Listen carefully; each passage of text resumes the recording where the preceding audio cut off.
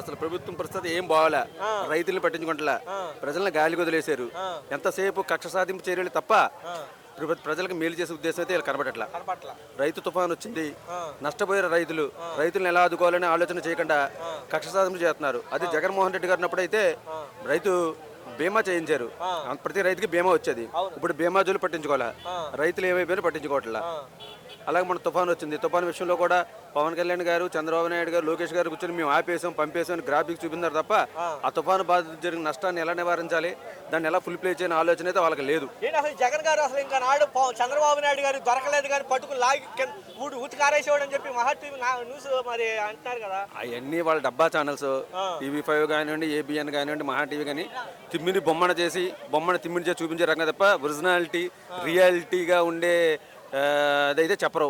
నిజం మాట్లాడరు, వాళ్ళు అన్ని అబద్ధాలే మాట్లాడతారు అంతే. అసలు కూటమి ప్రభుత్వం వచ్చాక 6 గ్యారెంటీ పూర్తి చేస్తామన్నారండి, అవన్నీ ఫుల్ ప్లే చేయలే. అరకొరగా చేసి ఉచిత గ్యాస్ బండ్లు అన్నాడు, 3 బండ్లు 10 మంది ఉంటే అందులో 3 వేసాడు, మేము చేసేసామని వాళ్ళ పచ్చ మీడియాలో పబ్లిసిటీ చేసుకోవడం తప్ప ఫుల్ ప్లేస్గా ఏ పథకం కూడా ఫుల్ ప్లేస్గా ప్రతి అర్హుడికి చేయాలి.